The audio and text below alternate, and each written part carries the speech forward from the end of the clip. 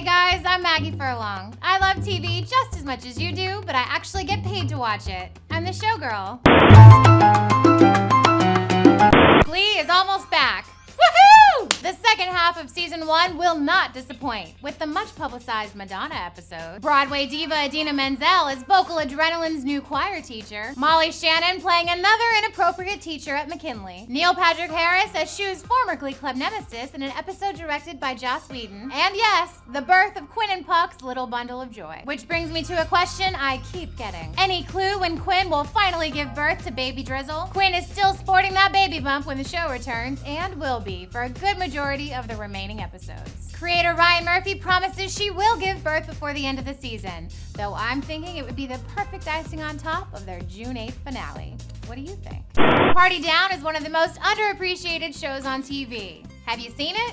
I'm telling you, it is freaking hilarious. This season, Megan Mullally joins the crew as they cater some amazingly random events. Like backstage at a Marilyn Manson-esque concert, an Eyes Wide Shut style orgy, and the wedding of Jane Lynch's character in the season finale, which star Ken Marino directed. Ken also told me about a very special party this season, which any 80s movie buff will love.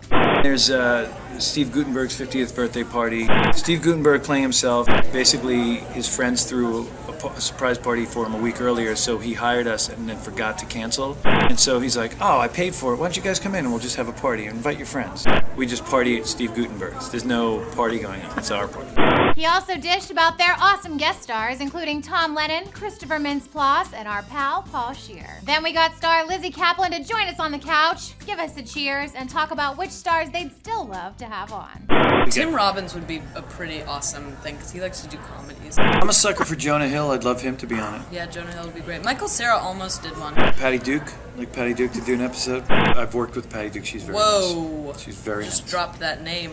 Christina Wanzelak was drinking by 13, addicted to several drugs by the time she was 16, homeless at 18, and sober by the time she was 21. Now, 16 years later, she's using those hard lessons she learned to help others on her new show, Addicted. So what made her decide to do this for a living? Quite honestly, I love drug addicts. They're some of my favorite people, drug addicts and alcoholics. They are funny and they're sensitive, they're insightful, they have great wisdom. Sometimes it's hard to to get to it because we do difficult things and not so nice things when we're under the influence, but I couldn't imagine spending my life with any other population. And what does she like to watch after a tough day on the job? Do you know what I like? It's kind of embarrassing. I watch the Vampire Diaries. I think it's the teen angst thing. That proves it. Addiction specialists. They're just like us. Next week, Alyssa Milano is romantically challenged and more. In the meantime, get your TV fix at tv.aol.com. You can also follow me on Twitter and subscribe to the Showgirl podcast on iTunes. I'm Maggie Furlong, the Showgirl.